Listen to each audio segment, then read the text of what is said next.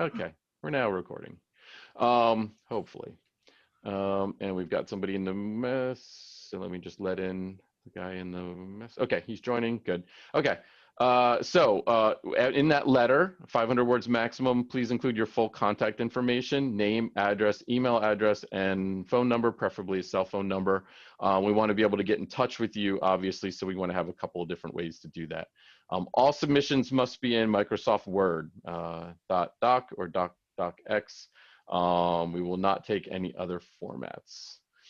All right, editors, the open call. We're looking for a little bit different for this. We're looking for you to submit also a one-page, 500-word maximum letter / bibliography. Again, if you don't have a particularly strong bibliography, a letter is good. Kind of, it's your opportunity to kind of sell us on what you've done. But if you do have an extensive bibliography of content that you've edited, certainly share that with us. But we want to know things like how long you've been playing D&D, role-playing games in general, how long have you specifically been playing 5e, and again, any of your previous RP role-playing game editing credits. Now, I will admit, you probably need to have some credits here in order to make it through the door on this one. This is not like playtesting. But if you're an editor in your real life job, but you just haven't done anything in the role-playing industry, well then, we're certainly going to consider you there. So that letter is really your opportunity to try and sell yourself to us. Give us a reason to bring you to the next step. Then we also want you to submit a 1 to 2 page, 750 words maximum sample of edited 5e content. Now there's no specific format for this submission, and it could be anything. It could be an encounter, it could be a monster, it could be whatever. Part of something. What we're looking for is an understanding of the 5th edition rule set here, and we're looking for your passion for gaming. So that's kind of what we're looking for.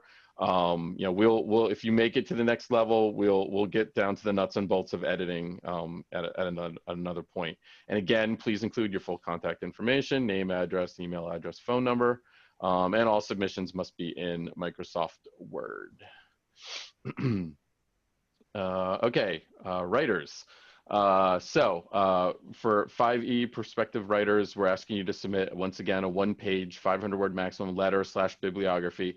Again, now, if you do not have any published credits, we are looking for folks with previous credits. It's certainly not an absolute requirement, but that letter better be strong and needs to really convince us of your passion for playing 5th edition and D&D and really role-playing games in general. But certainly if you do have any previous writing credits, Dungeon Masters Guild, certainly other companies, even if you're even if you've worked for Goodman Games before on the other side of the wall on the DCC RPG, that's fine too. Let us know what you're doing there. And then also submit a 1 to 2 page, 750 words maximum sample. Some kind of very specific 5th edition content that we can look over and really get a good feel for your style and your aptitude for 5e. It could be a monster, it could be an NPC, it could be a magic item, it could be an encounter. It's probably not going to be fiction. I guess it could be fiction, but we're really looking for something that's kind of rules based, because that's really what we want to. That's really what we're looking for. Please do not send any longer a sample that's any longer than 750 words. We just do not have the bandwidth. It's me, guys. It's me reviewing all these. If I get 100 of these in my inbox, it's going to take a while to plow through everything. So we will certainly request, if we see something on your bibliography that we want to see, if you make it to the next stage of this open call, we will, by all means, we will request additional material. There'll be an opportunity for you to provide us with additional things. So don't send us with 100-page PDFs or anything like that. Just send us what we're looking for, the 1-page letter and then the 1 to 2 page sample. Again, please include your full contact information, name, address, email address, phone number. All submissions must be in Microsoft Word. And then we're going to bring it home. So we're going to be developing a scoring rubric to determine who's going to make it to the next levels. So this is something I used to do in my previous job. I used to sit on I still do actually, I sit on a professional society board where we actually make decisions on giving out scholarship money. And we use scoring rubrics in order to determine that. So it's a great tool to use. We're going to put together a massive spreadsheet with everybody on there, and we're going to send out the content to several of the folks on this call, most likely. And I'll get some input from them. And that's how we're going to make some determinations. So here's the important parts that you need to touch on. You really need to show us your grasp and your use of the 5e mechanics. 5e's got some very, very specific mechanics that some of the other editions don't have. Show us that. Show us that you get 5e. You get what it means to play 5e. Formatting. In the first stage, the formatting. You could use the Wizards of the Coast format or any of the other. If you've got, a sample of something from a previous company, that's fine too. But formatting is very important when you get to the next stages. We are a stickler for formatting. So we're going to actually give you a format moving forward, and you need to follow those rules specifically. We're looking for originality and creativity in these things. So, wow us with the design. Even if you're writing or your rules aptitude isn't 100%. If your originality and creativity is really high, then we're going to take that into account. Because we really want to find good talent through this. OSF, I call that old school factor.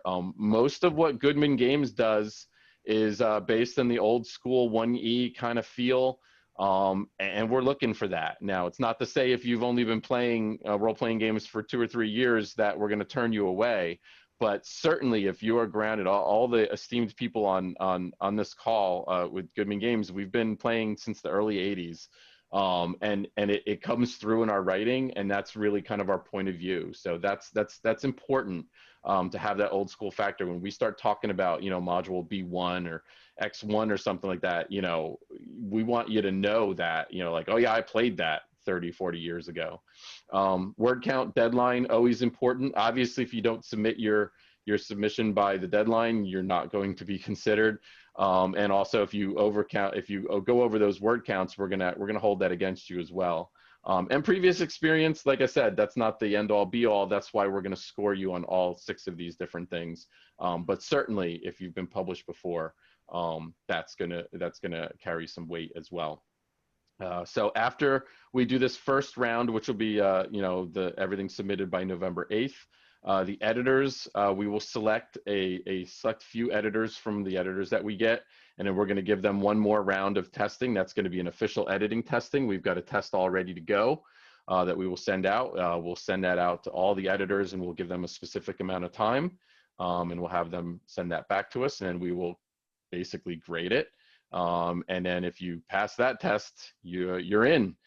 For the writers, there's going to be 2 more rounds.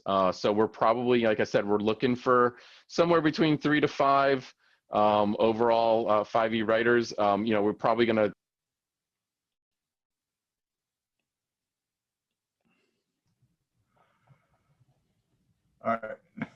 All right, I am back. It never shows. Technology is great, isn't it? Okay. Get back to the screen. Okay, can everybody hear me? Panelists, can you guys hear me? Come on. You are so garbled, man, right now. You're coming through a little garbled. Okay, yeah, no, I know. I keep getting a message that my internet is unstable right now. Can you guys hear me now? Can you hear me now? All right, hold on 1 second. Yes. Okay. Yes. Yeah. Oh, better? Better? I don't, Oh, it disappeared. Oh, Yes. Can you hear me now? Yes? you're Ah, Friday night. Okay, well, we're almost done with this part. So, so everybody can still hear me? No, Yep. no. Yes. Now, Chris, we did have a question from, I believe Tim had asked if a version, perhaps a PDF of the slideshow would be available after this seminar. Yes, it certainly will be. My whole computer is, yes. Can you guys hear me now? No. Yeah, Yep. you seem to be slowly improving there. Yeah, Okay. getting better. Yep. Okay. Yep. So, well, anyway, my last slide was just, hey, does anybody have any questions?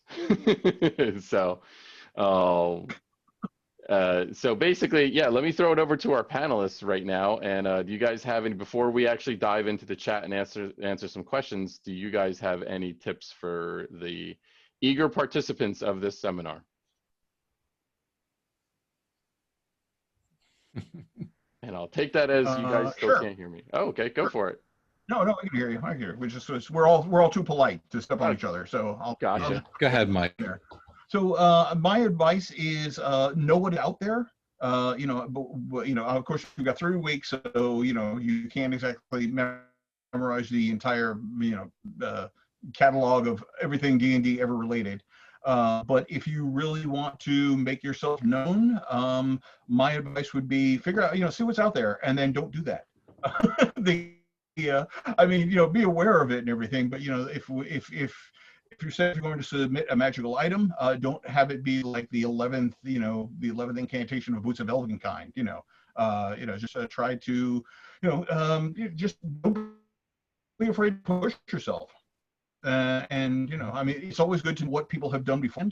And it's not always, not always great to go against the grain, but in order to, the great thing about like writing poetry is like you have to know the rules of poetry before you break all the rules of poetry. Anything goes for D&D design. So, that's my advice to you.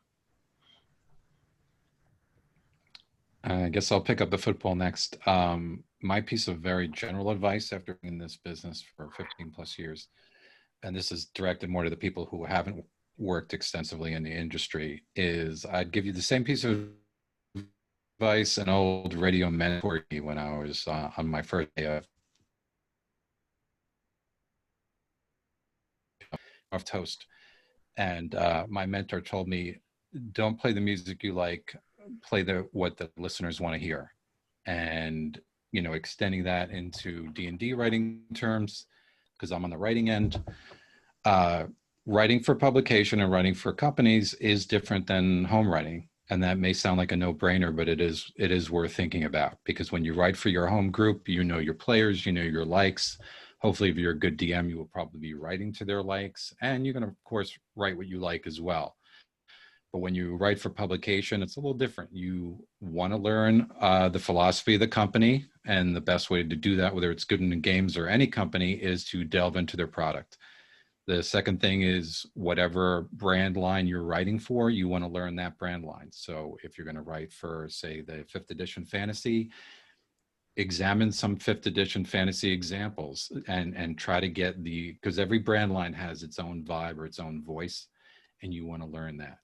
And then last but not least, understand that you're writing for a broader audience, because if I have an adventure that I write today and it's published by Goodman Games next week, which would be a lovely production schedule, I don't know who's going to see that or who's going to use that product. It could be a bunch of 50-something-year-old grognards like my game group. It could be a bunch of teenagers in Portugal. It could be a pair of parents with their very young children, or a teacher with some young kids at school. I don't know who's going to play that. And I actually mentioned that example because I literally had some guys in Portugal write me up one day who had been playing one of my adventures, who English was not their first speaking language, and tell me what the experience was like. So try to keep that in mind. Not only do you want to be original, but you're writing a broad base. You'd like to write an adventure that appeals to a lot of people. Now, certain brand lines, of course, might, with horror elements or things, might be a little more specific or a little more mature. But again, that kind of goes then back to the voice of the brand line. But that would be my advice: is go broad. Keep in mind you're writing for a wide, unknown audience. You're performing before a house that you can't see. So keep that in mind. Cool. Thanks a lot, Rick. Can you guys hear me better now? Yeah. Thumbs up. Yeah. All right. I kicked my wife and my kid off the internet.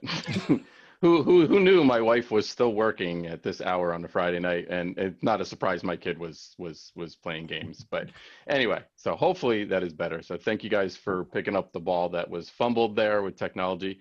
Tim, I think I'm not sure if I didn't hear you, or did you want to say anything? Yeah, just real quick, I would say take your time when you do these. Don't just bang something out sloppily to meet the deadline. If you really are interested in doing this, please do it well. Take your time and go over things 2 or 3 times. And also, try not to, kind of in line with what Rick was saying, we do shoot for, at worst or at most a PG-13 type of vibe. So don't go over the top. I think you know what I mean by that. So Yeah, Tim's exactly right here. For those of you that play DCC RPG, very different than 5e. 5e is more of your traditional fantasy. We don't have intestines spilling out of things and then attacking and grappling and stuff like that. I'm not saying you can't do that, but that's pretty much the thing. We're going for more of that, exactly, that PG-13 kind of thing. There are a lot of younger gamers playing 5th edition now, and a lot of that has to do with the fact that us have young kids now, and we're now playing with them. And that's some of the appeal of some of the product lines that we have. So excellent feedback. Yes, you're going to get 3 weeks to work on this first submission. Take the 3 weeks and do it. Like Tim said, don't rush it through. And I think Rick had some great advice of know the product line. If you don't know the 5th edition fantasy modules from Goodman Games, and if you don't know the OR line of games from Goodman Games, you should be picking those up tonight and you should be figuring out what those are. Hopefully you already know what those are, and you're familiar with the tone, the point of view, and everything, because that's what we're looking for. So great. So thank you. So we have quite a few questions in here. I'm going to plow through these. If my audio starts going bad or something, somebody let me know. One of my panelists let me know. But the first question we have is, where do we send these submissions to? Excellent question. There's a reason why I didn't put that in there in the PowerPoint. That's going to be announced on Monday morning. Check our website out. I don't know exactly what time Monday morning that's going up. I'm not sure what time zone the person is in who handles all those posts, but check at some point. You got 3 weeks. As soon as you check sometime on Monday, there will be a very clear post. There will be instructions in there on where you're going to be submitting all of these, and that'll be pretty clear and everything. And of course, if you have any questions during this whole process, you can reach out to Goodman Games. We have some general Goodman Games email addresses that you can reach out to get your questions answered. Okay, so here is the next question that we have in our chat, and keep them coming, guys. If you got them, this is your opportunity. We're here until 9 o'clock to answer your questions. After that, you guys are on your own.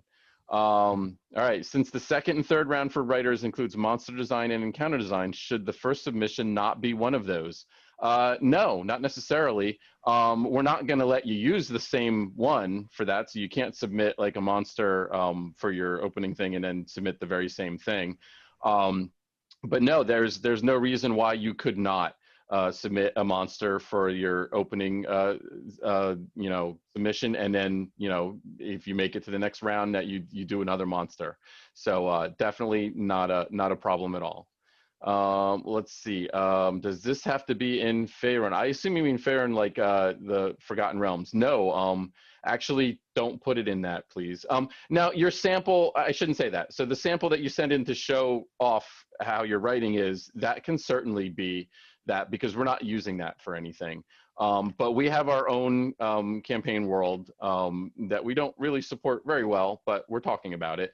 But we will not be doing official Wizards of the Coast material set in like the Forgotten Realms or Greyhawk or anything like that. Now the OR line of books that we do are licensed from Wizards of the Coast, so if you do get to work on one of those, you will be playing in the official D&D playground. But for all of the other things that we work on, it's not. So you can't send us a module on the Forgotten Realms because we don't own the Forgotten Realms. So can you submit for both writer and editor? That means separate submissions. Yeah, I would say yes. I think I would prefer if you did one or the either one or the other. Pick which one you think is your strong spot and go for that.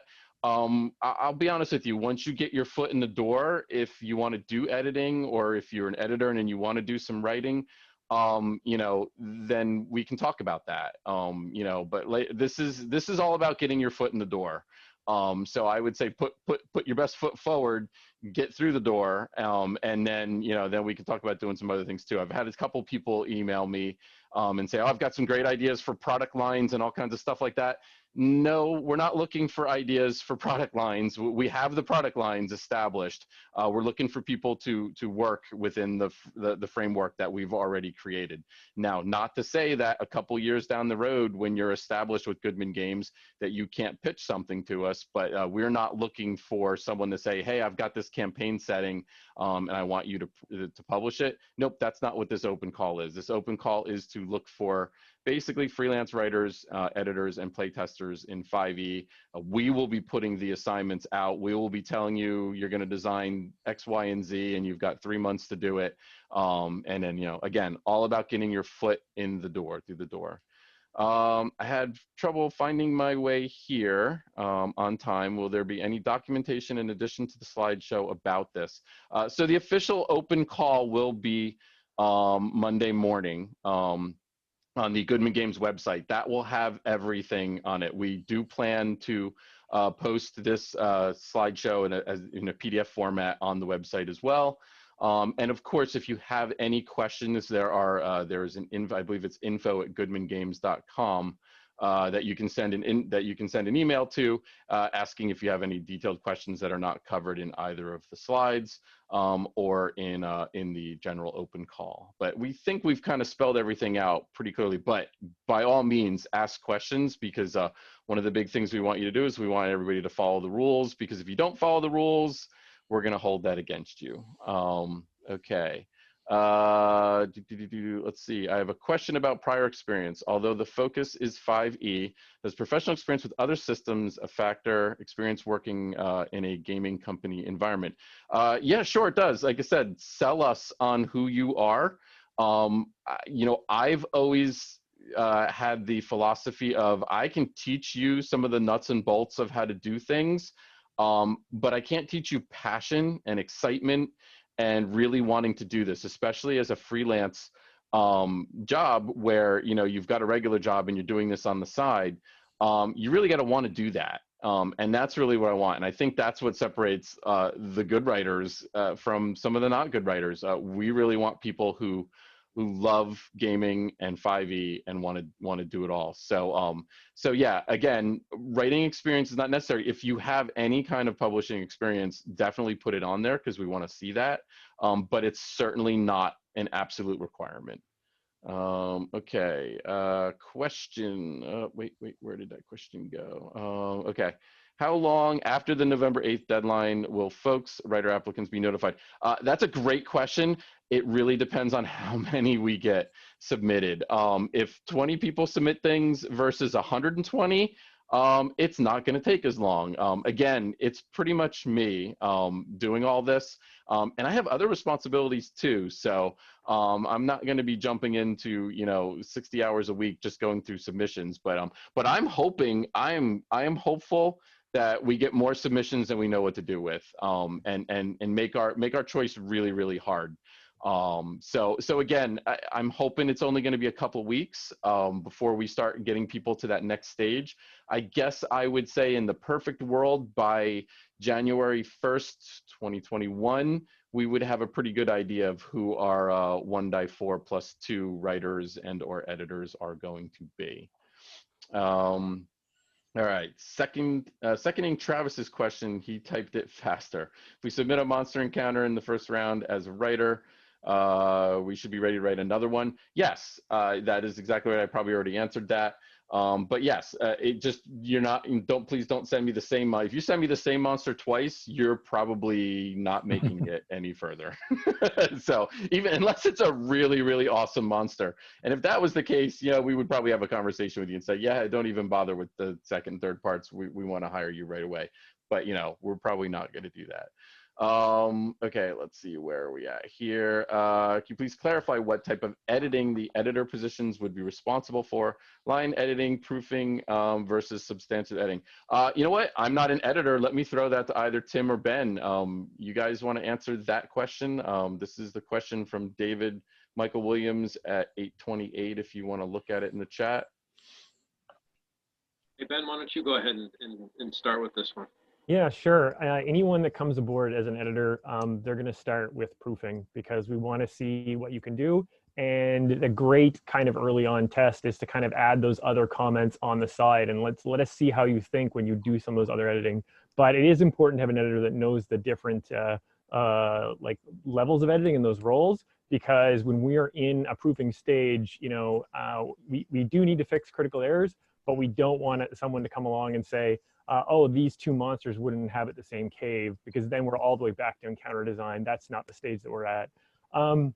Yeah, so the first responsibilities we give you would be proof, and we'll see where the caliber is at, and there is room for second and third substantive review of the material as well. So. Yeah, and in addition to that, it's not just the text. We do pay pretty close attention to the maps too. That's a huge part of this. We want to scrutinize the maps to make sure there's no errors in between the reference in the manuscript versus what's depicted there. So you got to have good eyes. See these glasses? Yeah. You notice that both of our editors wear glasses? You notice that? Okay, maybe an obvious question, but the submission should be compliant with the system reference document. Yeah, again, that first submission that you make doesn't necessarily have to be, but down the road, your second and third, if you make it to the second and third stages, you are going to be asked to kind of be compliant with that document. So yeah, you probably want to start at that point. So that's probably a good one. Okay, here's a question. What are the prospective pay scales for the positions? I'm sure it will vary with each person, but will it be by word, per hour, per submission? Will it be in line what other current industry standards are? I will be very honest with you. I don't do anything that has to do with paying people. Not yet. Maybe sometime down the road. Generally, we are paid by the word, and generally we are paid at least equivalent to other companies in the industry. I will be completely honest with you. If you're looking for this to make money to pay the bills, don't. That's not what we're here for. You're not going to succeed. This just should be really something more about your passion and wanting to be published and wanting to see your name published and wanting to have other people play your game and get some excellent memories and joy out of it. So hopefully that answers your question. But that obviously, once we get down to, actually hiring you, if you make it through the process, that will all be discussed with you and you will get an official contract. And then if you don't like the terms of that contract, you don't have to sign. So let's see, is the standard to work remotely? Yes. Oh my God. Yeah. Right now, Goodman Games is all over the country and the world. I think we have some across. So yeah, it's all working remotely. The only time we usually see each other is at conventions, and they've kind of put a stop to all those. So we don't even see each other anymore outside of Zoom calls. So yes, it is working remotely. May we apply to both the writing and editing positions? I think I answered that already. If you didn't catch it, I would prefer that you apply to one or the other. In other words, get your foot in the door, do the best foot through the door, and then we can talk after that if you do. Ask Ben if he has anything to add. Oh, that was Tim. Gotcha, Tim. Do we retain ownership of our submissions? I don't think so. Again, this is a question for the legal department, otherwise known as the Dark Master. Fairly sure we do not. So yeah, and I also know there's no royalties. Especially if you're getting started in this industry, you are freelancing and you will most likely be doing work for hire. So that's just the way things are, unfortunately. Yep. How much time will we be given for the second round for writers? Probably less than 3 weeks. Probably like 2 weeks. We get it. Life happens, and certainly. So we're going to give you a little bit of time to do it. But again, that submission that we're looking for is not going to be very long. It's going to be less than 1,000 words. 2 weeks is quite a bit of time. Even if something comes up in your personal life, you should still be able to work around that. So I would say probably 2 weeks. That's not official yet. It hasn't been determined. Sorry, disregard previous question, Mr. S. Okay, what is the typical deadline time for assignments at Goodman Games? That varies tremendously. It really all depends on the size of the project, how many folks are working on it. Some of the large ore books that we do, you've seen them, they're several hundred pages long. Those, we get, sometimes we're working on those about a year. But other ones, if you're being assigned a 32-page module, it's going to be a lot less. We're fairly flexible with that. We kind of work with your schedules and everything. If we go to people, we say, hey, we want you to do this job. What's your schedule looking like the next couple of months? Generally we have a conversation about that and we work through it. So I think my questions are answered, so I'm going to head out early. Okay, the better half is looking at me. Okay, and saying he wants dinner. Yeah, we all want dinner. Okay, do you want your selected writers to be working exclusively for Goodman Games, or can you also, no, you can, I don't think we have any kind of policy about not working for other companies. Generally, if you're good, and we like you, you're going to have more work to do that you're not going to have to work for another company. But you're certainly not restricted to not work for other companies. So again, that's where the conversation comes into, when you get assigned a project and a deadline, we'll have that conversation. Rick, you want to add something to that? Yeah, just made me think of something. Yeah, to my knowledge, freelancers usually can often work for multiple companies. One thing to keep in mind, again, if you're not working in the industry, and this kind of goes for any freelancing, if you're working for multiple companies, usually those different companies will have different styles. Often they will present stat blocks in different styles, or they'll present their general adventures in different styles. And that can give you a little bit of writing schizophrenia if you're working on several projects at once. So it's just something to think about. Certainly if you're starting out, whether it's us and hopefully us or any company, I would focus put your headlights on one company first and learn their style and work in it before you start jumping from project to project. It makes life easier. All right, we are almost near the end of our questions. This is great, guys. I'm excited that you guys got lots of questions. This is good. Chris, you yep. Skipped over one before that I feel qualified to. Yeah.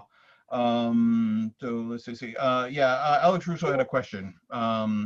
You want me to read it, or you want to find it? Sure, go for it. It'll be, if you got it. Just because this is right in my wheelhouse. This is DCC modules have a very specific feel. Yep. Yeah. How important is that writers capture that kind of feel and translate it to 5e? So I just want to say it depends. It depends on what DCC you're talking about. I think if you're referring to the old DCC adventures, they were pretty much D&D.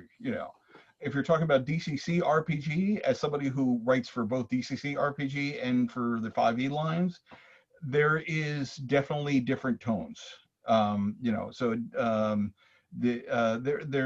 kind of going for two different audiences there. So it is okay for you, like, let's just say, like, anything you're writing for, like, the 5e line is not going to be as gonzo as something that would be for DCC RPG. All right. So, I have time traveling cavemen in one. I wouldn't do that for a 5e line. So. And this is great, guys. If I missed your question going down the list, because there's a ton of questions in here, please remind me or re-ask it. I'm basically just scrolling through these as I go along. So I did actually see that question and then I totally blew past it. But that was a good one to get out there. So, all right. So for the editing sample, next question: should we use a current Goodman Games product, anything in print by another company, or a sample that we create ourselves?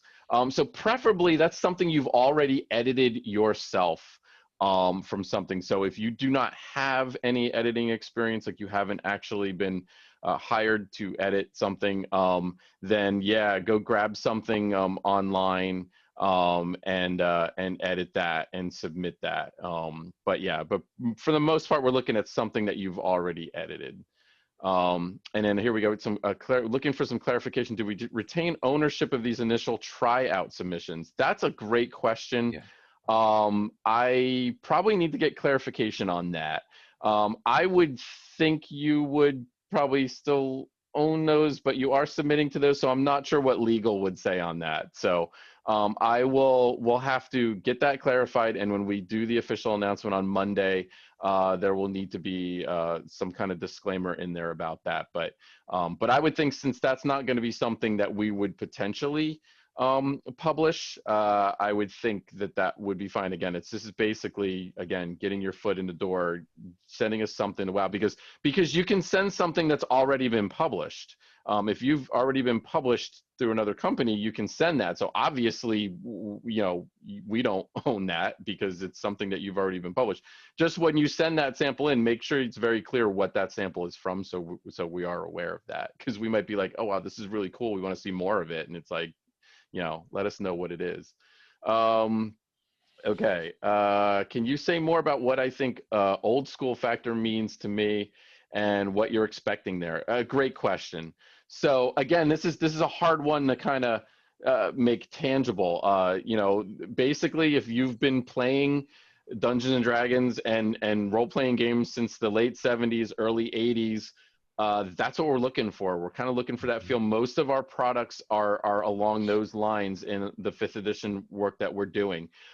It's not to say that, again, not the end all be all, but and if you really want to work on an original adventure reincarnated, well, you better be steeped in that. You better be from that, basically from the 80s of growing up in those products. We want you to know those modules and know those encounters if we're going to ask you to convert them. So that's basically what we're looking for. So again, it's not going to eliminate you if you don't have that. But we're going to look at that pretty kindly. If you say, hey, I've been gaming for 30, 40 years, I cut my teeth on the Menser box set, or even before that, we're going to look at that and we're going to say, hey, this is a person that's probably in our wheelhouse. We probably want to give them another look. So did you want to add to that, Rick? Yeah, just to expand on the OSF, because it's a great question, because it is a very nebulous concept, perhaps, and certainly people have their own opinions on it. You really want to, when you're writing in that field, you really want to think about what made the old modules or the old adventures distinct. And some of those elements sometimes is a higher deadliness factor, the factor that there might be points in an adventure where the players might have to run away. I think some newer editions give a little more of a superhero feel, perhaps, to the characters, where the old adventures tend to be a little more down and dirty, a little more gritty. So there might be that feel. There's certainly a different, I think, language. If you grow up with those sort of Gygaxian written items, there's a little bit of a more dry tone, a little more descriptive tone. Sometimes you see what I like to describe as a few arcane words that you get used to seeing in the language. Where you're not afraid to use those big words occasionally to describe things properly or give the proper description to things. So that's, I think, an element of it. I think it's that kind of field, and for player action too, sometimes it involves a lot more play at the table, where the players are describing what they do as opposed to rolling their way through it. I think a lot of the newer editions involve a lot more, perception checks and this and that, where things with an old school feel in 5th edition will still use those checks, but you're not afraid to encourage a description as they do it, or encourage the description to, the DM to seek a description. So those are a few examples I would throw out for OSF. Great, thank you for that. I appreciate that, Rick. And I have something I want to add with that too, because it's something we've kind of been talking a little bit, kind of behind the scenes, but also just be aware that society has changed since 1970s, 1980s as well. Clearly right now, Wizards is in the process of addressing on how they deal with race and how they deal with cultures and stuff like that. And so wherever Wizards go, I mean, they're the 800-pound gorilla. So, their stuff is going to have ripples in the industry. So, so we are, we're very much aware that things are changing as well, and we're kind of addressing that on our end as well, and how we are going to be handling stuff. So, although you may have been playing since 1980, I mean, that was 40 years ago. So just kind of be aware of where things are going, and we don't have a formal policy yet or anything in that manner, but some things that would have flown in an adventure that TSR published back in the day is not going to fly now. So just keep that in the back of your mind when you're thinking about doing your submission. Great, excellent. So we got another question in here from Robert. FEF modules typically include original monsters. Do you want to see how well we can make new monsters in our writing sample? Yeah, that would be great. Again, creativity, in addition to knowing the 5th edition rules, would be outstanding. So yeah, and create a monster that really highlights some of the 5th edition rules. Lair actions, legendary actions, things like that. I think would be an excellent idea to do that. So because it's gonna scratch a couple of itches there. It's gonna get us that 5e content we want, but it's also gonna show your creativity. So that would be a great idea. So did I miss anybody's questions, or I guess we'll kind of do last call for questions here because we got about 5 more minutes left. You guys have been great, by the way. I'm so thrilled that we had about 30 people on this session, and I'm hoping that I'm going to see at least 30 submissions, hopefully from most of the people on this list. I'm looking forward to getting to know a bunch of you guys and hopefully working with you guys. It looks like Ben wants to chime in on something. Yeah, I don't want to take the last word, but I want to inspire the people who are going to submit here, and I want to say, like, if you're brainstorming what you're going to make into your sample, you should be able to sum up the wow factor, the what makes people say when they read it, I have to play this. You should be able to sum that up in one sentence, less a sentence, a phrase. You should know about your submission what's going to impress people, because the first thing the content does is it's going to impress the dungeon masters before they choose to play it at a table. And then it's going to need to impress the players. And if it can impress them, it'll impress us when we see it too. And so you should know what it is you're going for in that. Great, thank you, Ben. Another quick question here. We're getting lots of thank yous and everything, so that's great. Thank you, everybody. I appreciate your time. I did get a question: how much guidance / mentorship can be expected? I touched on this earlier. Maybe you weren't on earlier, but like I said, in my previous job, I was all about finding new biologists and quite frankly, scientific talent. And mentoring them. So I did quite a bit of that at my previous job. I'm actually still doing it with some of the folks that I used to work with. So yeah, expect a fair amount of that, especially if you don't have the published credits that some other folks might. If we see some talent in there, we're probably going to try and look to groom some of that. So I would say it depends on how much that we're looking for. We're in the beginning, we're probably going to work a lot closer with people.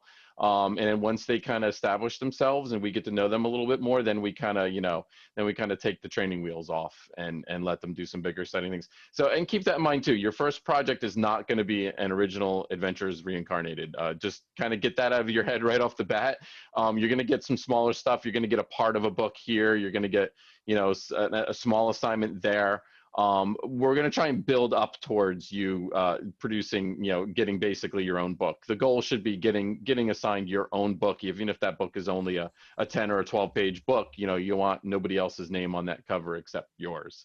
Looks like we got a couple more great answers. Thank you for the opportunity. Thanks so much. Thank you. All questions very well punctuated, and direct doubts, no doubts of mine so far. Thanks for hosting. Excellent webinar, guys. I'm psyched. Good. I'm glad. I hope everybody is excited. That's what we're trying to do here. We're doing this a little bit differently. And part of that doing it differently is getting people excited. And that's what we want. If you can convince us of your passion, of your excitement, that's going to be somebody we're going to want to work with. And like I said, we're looking for a bunch of people, and just look at this as your opportunity to get in through the door. Maybe you're already in through the door, but this is your opportunity to get in through the door at Goodman Games. And then hopefully we will do some great things together. Any last words from any of my esteemed panelists? I'll shoot something out there and just say, as discussed earlier, I don't think anybody ever got fabulously wealthy writing or editing RPG books, and that goes for any company or the gaming industry as a whole. But it's a wonderful thing to do. If you're passionate about gaming, if you've had a willingness to share your work with, people beyond the people sitting right at your table, it's a fabulous outlet, and I think anybody here who's been published or has taken part editing or working on a published book, it's a fantastic experience. I don't know anybody who's had an adventure or a book published who hasn't, who's wished they hadn't. Walking into a bookstore or something and seeing your name on the cover of a book and knowing that other people are sharing in the work you've created, especially if it's an adventure and that other people are playing it. There's no experience like it. So I'm psyched to read that people are psyched, because you should be. It's a great adventure to embark on in the real world. So, and we got a request for a pearl of wisdom, Rick. So we'll take that. We'll take that as Rick's pearl of wisdom. That's my pearl of wisdom. Yes, and my pearl of wisdom is exactly that too. Is somehow in that initial submission that you send to us, we want to see your passion. We want to see that you're not, I'm not saying that, asking how much I'm going to get paid. Don't open up your letter with how much money am I going to make. That's not gonna give us what your passion is. That's going to tell us that you're passionate about money, which is great. Everybody should be passionate about money, but the goal here is not to make a lot of money. My previous job, I was a biologist. Biologists don't make a lot of money either. I was a biologist because I loved being a biologist and I enjoyed it. It wasn't work, and this isn't work either. So hopefully you get to that point too, where it's not a job where you're cranking out words, that you're doing it because you want to do it. So that's my pearl of wisdom. Tim, Mike, you want to bring us home? I do have something. I wanted to say is that I have been working in this industry since I started 2008, so 12 years now that I've been doing this. Is that I have done a lot of work for a lot of different companies, some small, some large. I work now exclusively for Goodman Games, pretty much, and there are reasons for that. All right, I can literally say that working for this company, this is the first company in my life where I actually like all of my coworkers, and that's not just because I only see them, 3 times a year at conventions or anything, but literally, like, this is an incredible company to be part of, and I would, I will work for Joe until we're both dead. I mean, and without a second work back. So, if you can find a home here, welcome. We would love to have you, and you won't regret it. And that's a great. Let me follow up on that. As I just touched on about that a second ago. I actually have those sentiments exactly. I've been working with Joe, for Joe, as a freelancer since 2004. And basically since 2004, I have not freelanced with another company because, he recognizes talent. He knows what sells, and he's willing to take a chance. And he's a great guy to work for. And again, we have a great crew. So I walked away from a director's position at my previous job, where I was in charge of a staff of 5 biologists. And I got to do all sorts of cool things. And I gave that up because I wanted to join Goodman Games. And that's it. And it's all about passion. And why did I leave? I took a significant pay cut when I left that job. I left because of the passion and working with the great guys like Mike, Tim, Rick, and there's just a ton of other ones too. And I think that really comes out at these conventions, even though, definitely at the live conventions when we used to do them, but even at the virtual ones too. We love what we do. And there's something about that. You can't teach that. You can't train that. That's and again, that's if you have that passion, but you're a little rough around the edges on the writing or the editing, we'll try and take care of that. Now, maybe we can't solve that, but we'll try. So that's the key thing. So, Tim, do you want to give us anything there? Just get those submissions in. I need some new blood to work with, because unlike the guys, they're all slapping each other on the back. I'm sick of these guys. We need new blood. Tim is very tired. He's done so much editing this year. He needs help. So come, please help. Maybe we should have started this as "Please help Tim." So that's right. Also, if you get selected, just be prepared, because the hazing at this company is brutal. We're not supposed to tell them about that. We were not supposed to. I took that slide away. Yeah, So yeah. we Tim's beard, purposely Tim's removed beard was that all slide, brown before he yeah. started this. That was it. Yeah. That's literally been it since the start of the seminar. He's gone gray. That's right. We were specifically instructed not to talk about hazing or torture at the first open call. So Yeah, that's the second call. That's right. that's November 9th. That's round two. We'll get to that. Yeah, round two, exactly. All right. Well, thank you, everybody. We appreciate it once again. Once again, I want to thank my panelists. You guys are awesome. Everybody, enjoy the rest of your Bride of Cyclops Con. I'll be running another game tomorrow, and I'll be popping back in on a couple of other seminars on Sunday. So hopefully, I'll see you guys all again. So everybody, enjoy, and may all your die 20 rolls come up, crits, hopefully. So, all right. Bye, everybody. Bye, folks.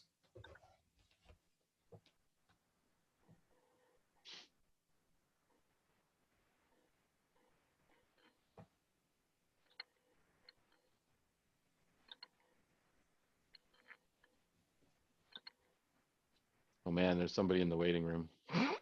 Oh well. Sorry.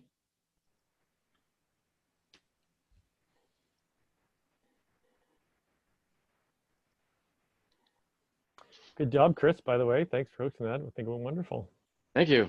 Thank you guys. It was awesome having your guys' perspective. I think it worked out really, really well. So I appreciate it. And I will be reaching out to you guys. Well, probably not you, Michael. So, but after the new year. After the new year. Yeah, after the new year. But hopefully we have some folks by then. So, but yeah, so definitely. Maybe I need to get back in the game then. So, all righty. Overplaced. No, I don't think that's the issue. I think we need more and more and more. It's like we're not replacing anybody. We just need more. Should we be booting the other 4 people in this room? Can I do that? You should be able to, since you control the violet. How does that happen? Try the upper right corner of the thing and see if there's. Click not remove. Oh yeah. That's like ultimate power. He's drunk with power. Nope, I don't want to change his name. Well, why does it keep doing that? Well, maybe because I was clicking on rename. Maybe that's why it was doing it. This is still recording too, by the way. Yeah, I know. I need to stop that.